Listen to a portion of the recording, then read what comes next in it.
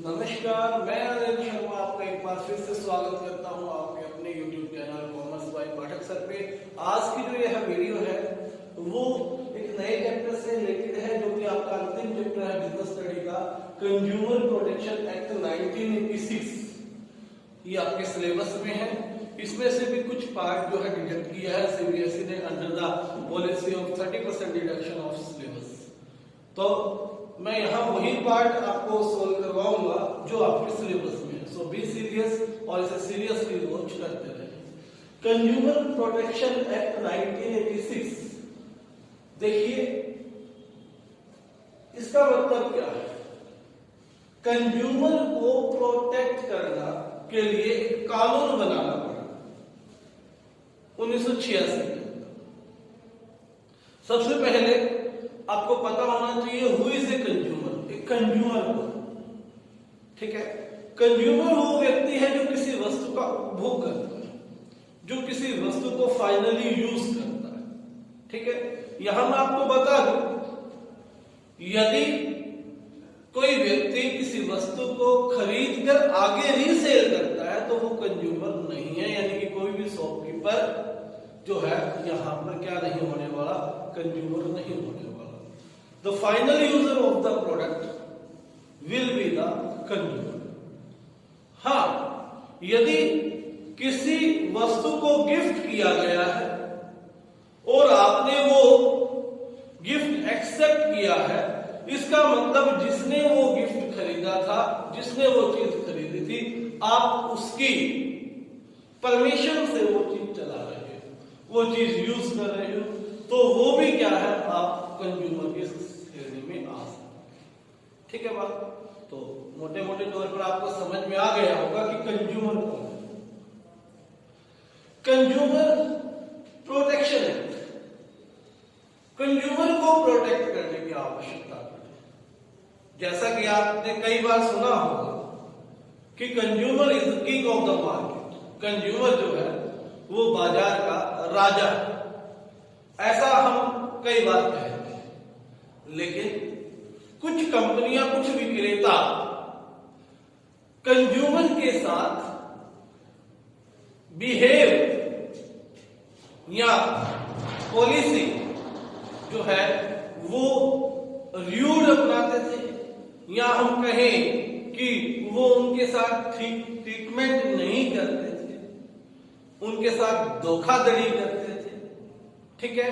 जैसे मिलावटी सामान बेचकर, घटिया क्वालिटी की वस्तुएं बेचकर, एमआरपी से ज्यादा प्राइस को बेचकर, ठीक है, और कई तरह की गतिविधियां, सामान बेच दिया लेकिन बिल ना दिया, इस तरह की चीजें देखने में मिली, जिससे कंज्यूमर का एक्सप्लॉयटेशन हुआ। यानी कि मार्केट में कंज्यूमर को जिस तरह की ट्रीटमेंट मिलनी चाहिए, जिस तरह की उसकी आवश्यकताओं को सेटिस्फाई करने के लिए विक्रेता को प्रयास करना चाहिए, वो प्रयास नहीं हो रहे थे, अपितु गलत तरीके से अपने प्रॉफिट बढ़ाने के लिए जो सेलर्स हैं वो रॉन्ग प्रैक्टिसेस जो है कर रहे थे। इसलिए जरूरत महसूस की गई सरकार के द्वारा कि there must be an agency, वहां पर कोई एजेंसी होनी चाहिए जो कंज्यूमर को प्रोटेक्ट कर सके, जो इन सबको रोक सके किसी भी तरह की जो है प्रॉब्लम क्रिएट करने में, ठीक है बात। तो इसी के ऊपर सरकार ने एक एक्ट पास किया, consumer protection act. This is totally for the protection of consumers 1986, ठीक है। तो हालांकि पिछले ही साल कंज्यूमर प्रोटेक्शन एक्ट को अपडेट किया गया सीसीपीए से, वो 2019 की एक नया एक्ट लाया गया जिसमें ऑनलाइन मार्केटिंग भी इंक्लूड की गई, क्योंकि उस समय ऑनलाइन मार्केट का हमारे यहाँ पर इतना प्रचलन नहीं था, ठीक है। तो क्योंकि कुछ फिगर्स थी जो वो बहुत पुरानी हो चुकी थी, उसे भी चेंज किया गया है 2019 एक्ट में। ये आपकी नॉलेज के लिए है चीजें। तो ये हालांकि पुराना जुर्माना हो चुका है 2019 इन्फोर्सेबल हो चुका है 20 अगस्त से। तो लेकिन आपके सिलेबस का पार्ट कंज्यूमर प्रोटेक्शन एक्ट 1986 है, कंज्यूमर प्रोटेक्शन एक्ट 2019 नहीं है। तो आपने ये याद करना, आपको इसी के अकॉर्डिंग जो है क्वेश्चंस तैयार करने होंगे। हालांकि जहां जरूरी होगा मैं उसको बताऊंगा कि किस तरह से आपने जो है इसको देखना है। तो देखिए, कंज्यूमर प्रोटेक्शन एक्ट बना 1986 में, लेकिन इसको अप्लाई हुआ, एनफोर्स हुआ, लागू हुआ 1987 जुलाई 1 ध्यान दे, इसे लागू किया गया 1987 जुलाई 1 को।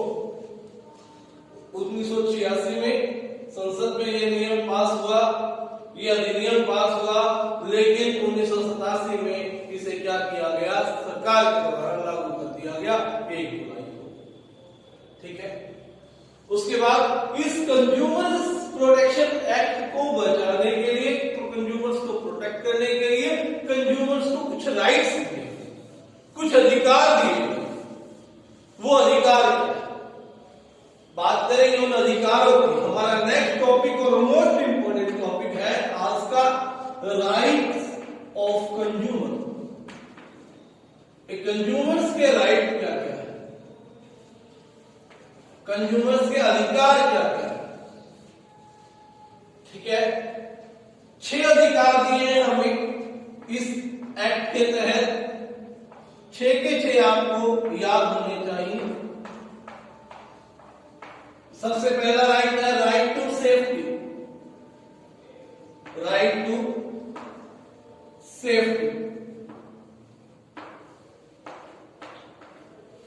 सेफ्टी का इसके अकॉर्डिंग कंज्यूमर को कोई भी विक्रेता इस तरह का माल नहीं बेच सकता, इस तरह का सामान नहीं बेच सकता जिससे उस कंज्यूमर की लाइफ और उस कंज्यूमर का जो है कोई प्रॉपर्टी को लॉस हो सके। ठीक है, तो राइट टू सेफ्टी के अधिकार अगर ऐसा बाद में पाया जाता है, सपोज करते हैं एक कंज्यूमर ने जो है एक वॉशिंग मशीन परचेज की और उस वॉशिंग मशीन से शॉक लग गया due to the manufacturing fault. ठीक है, और सीरियस एक्सीडेंट हुआ जिसके कारण जो है बहुत सारा लॉस उठाना पड़ा उस परिवार को। तो इसके अगेंस्ट वो व्यक्ति क्या कर सकता है, सीपीए में, कंज्यूमर प्रोटेक्शन एक्ट में क्या कर सकता है, केस कर सकता है। लेकिन उसके पास प्रॉपर बिल होना चाहिए परचेज का। ठीक है, और उसने जो है प्रॉपर मार्क्स देखे हो, जैसे आईएसआई स्टैंडर्ड की चीज खरीदी गई हो। ठीक है ना बात, तो वो सारी की सारी चीजें उसके पास अवेलेबल हो जो उसे करनी चाहिए, उसने अपने बिहाफ में अच्छा रहना है। तो हम आप क्या कर सकते हो, सेलर के अगेंस्ट या शॉपकीपर के अगेंस्ट क्या कर सकते हो, केस कर सकते हो, रिड्रेसल लगा सकते हो। ठीक है, तो राइट टू सेफ्टी का मतलब सेफ रहने का, किसी भी ऐसे प्रोडक्ट को बाय नहीं कर सकते। ठीक है, जिससे उसकी लाइफ या प्रॉपर्टी को क्या हो, लॉस। दूसरा, right to seek redressal, right to seek redressal. यदि मान लीजिए प्रोडक्ट में कोई खराबी, प्रोडक्ट अप टू स्टैंडर्ड्स नहीं है, जो बातें बताई गई थी प्रोडक्ट के बारे में वो नहीं है, और कंज्यूमर क्या चाहता है कि अपने प्रोडक्ट को या तो रिपेयर करवाना चाहता है या फिर उसके पैसे वापस पाना चाहता है, तो ये कंज्यूमर का अधिकार है, उसे वो मिलना चाहिए। यदि दुकानदार या मैन्युफैक्चरर इसके लिए मना करता है तो वो क्या कर सकता है, कंज्यूमर कोर्ट में जाकर अपना रिड्रेसल प्राप्त करने का अधिकार रखता है। ठीक है, उदाहरण के तौर पर यदि आपने कोई आयरन खरीदी है, प्रेस खरीदी है और वो अप टू मार्क्स काम नहीं कर पा रही, प्रॉपर वो हीट नहीं हो पा रही, प्रॉपर आयरनिंग नहीं कर रही और वो कंज्यूमर चाहता है कि उसे वापस करे, लेकिन दुकानदार जो है उसे वापस नहीं कर रहा, ना ही उसके पैसे रिफंड कर रहा है, तो इसके अगेंस्ट उसे कहा जाना होगा कंज्यूमर प्रोटेक्शन एक्ट 1986 के तहत कोर्ट में जाकर वो क्या कर सकता है, अपने सीक रिग्रेशन का अधिकार यूज कर सकता है। और ठीक है, ये इसके लिए स्पेशल कोर्स है, वो हम अगली वीडियो में जो करेंगे कि इसमें कौन कौन से कोर्स, कौन कौन से लेवल पर जो काम होता है। फिलहाल आपके लिए राइट्स है। उसके बाद right to choose, right to choose, select करने का आपको ये अधिकार है कि आप अपना बाइंग डिसीजन वेरियस चॉइसेस को देखकर ही करें। ठीक है, आप सपोज कीजिए दुकान पर कपड़े की जाते हैं, जैसे अमूमन होते हैं, और दुकानदार से सैकड़ों साड़ियां खुलवाने के बाद एक दो लेकर आते हैं, लेकर आते भी हैं या नहीं लेकर आते, लेकिन वो दुकानदार बड़े हंसी खुशी आपसे कह देता है जी कोई बात नहीं, अगली बार कोशिश करेंगे कि आपको हम आपके अकॉर्डिंग आपकी चॉइस का प्रोडक्ट भेजें। उसका कारण क्या है, क्योंकि वो जानता है कि आपके पास राइट टू चूज का अधिकार है, आपके पास सिलेक्शन करने का अधिकार है। ठीक है, कोई भी सेलर आपको फोर्स से कोई चीज नहीं बेच सकता, आपको पूरा अधिकार है कि आप क्या कर सकते हैं, अवेलेबल वेरियस प्रोडक्ट्स में से सिलेक्शन कर सकते हैं। ठीक है, यानी कि यहां पर आपका अधिकार कौन सा है, राइट टू चूज। ठीक है बात। उसके बाद right to information, right to information या रिप्रेजेंटेशन, किसी भी प्रोडक्ट से रिलेटेड जितनी इंफॉर्मेशन है सेलर को देनी होगी कंज्यूमर। ठीक है, यानी कि यूज से रिलेटेड, वॉशिंग से रिलेटेड या किसी भी तरह की इंस्ट्रक्शन अगर प्रोवाइड करनी चाहिए और सेलर नहीं करता है और उस वजह से कोई एक्सीडेंट अकर हो जाए या लॉस हो जाए तो सेलर पे केस किया जा सकता है। ठीक है बात क्लियर। आजकल आपने देखा होगा, आप मोबाइल खरीदते हो, आप बाइक खरीदते हो, आप गाड़ी खरीदते हो, आपको पूरी मैनुअल किट दी जाती है, साथ में एक डायरी दी जाती है, शायद ही उसको कोई पढ़ता है, लेकिन उसमें सब इंस्ट्रक्शंस है, क्योंकि कंपनी वहां पर क्या कर रही है, अपना राइट टू इंफॉर्मेशन का अधिकार जो है वो पूरा कर रही है। ठीक है, वो चाह रही है कि आपको सारी की सारी इंफॉर्मेशन दी जाए, वो अपने बिहाफ पर क्या ना करे रहे, फॉल्ट में ना रहे। कल अगर कोई बात बनती है कि आपने मुझे इंफॉर्मेशन नहीं दी तो कंपनी के पास है जी मैंने तो आपके पास पूरा भरोसा दिया था, ये आपका फॉल्ट है कि आपने उसको रीड नहीं किया। ठीक है, इसी तरह से अगर पॉलिसी कोई खरीदते हो तो वो कहते हैं भाई ये पॉलिसी है ऐसा, आप इस टर्म्स एंड कंडीशंस पढ़िए, तो आपकी जरूरत है कि आपको पढ़नी होगी। वो सारी इंफॉर्मेशन देते हैं, क्यों देते हैं, क्योंकि आपको राइट टू इंफॉर्मेशन का अधिकार, आपको भी अपने अधिकार को यूज करना है। तो ठीक है, तो इंफॉर्मेशन प्राप्त करने के अधिकार में कैसे एक जो है आपको अपना अधिकार यूज करना है। सपोज कीजिए आपने कोई फैंसी ड्रेस खरीदी, ठीक है, और उस ड्रेस पे जो कंडीशन थी वो थी कि वो वॉश नहीं होगी, that will only be dry clean. ठीक है, लेकिन सेलर ने ये बात आपको नहीं बताई और आपने उसे वॉश कर दिया। आप गए सेलर के पास, जी मैंने तो ऐसे ऐसे किया है, तो सेलर कहता है इसको तो ड्राई क्लीन करवाना था, वॉश तो नहीं करवाना था। तो आप वहां पर सेलर को बता सकते हैं कि आपने मुझे इंफॉर्मेशन नहीं दी, राइट इंफॉर्मेशन के तहत मैं आपको चैलेंज कर सकता हूं कहां पर, कोर्ट में। ठीक है बात। उसके बाद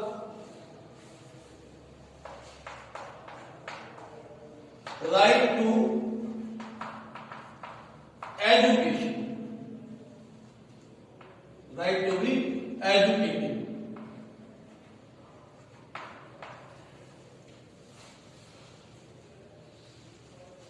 आपने कई बार प्रोग्राम देखा होगा टीवी पर, जागो ग्राहक जागो के नाम से, या न्यूज़पेपर्स में भी आपने कई आर्टिकल्स ग्राहकों के नाम, कंज्यूमर्स के नाम गवर्नमेंट के द्वारा छपवाए गए या विभिन्न संस्थाओं के द्वारा चलाए गए प्रोग्राम्स आपने जरूर देखे होंगे।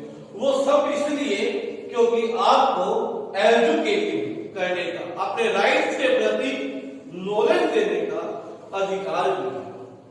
ठीक है, आपका जो ये चैप्टर है इसे सिलेबस में लाने का मकसद भी यही था कि आपको इन राइट्स का क्या हो सके, नॉलेज हो सके। ठीक है, ज्ञान हो सके भी ऐसे ऐसे मेरे राइट्स हैं और इसके अकॉर्डिंग अगर फ्यूचर में मैं बाइक सेल करते हुए या ट्रेडिंग करते हुए एज ए कंज्यूमर मेरे साथ कोई फॉल्ट करता है तो मैं अपने राइट का यूज कर सकूं। यानी कि अपने राइट से संबंधित नॉलेज लेने का आपका अधिकार है, उसमें कोई भी आपको क्या नहीं कर सकता, इंटरवेने नहीं कर सकता। लास्ट है right to be heard, right to be heard.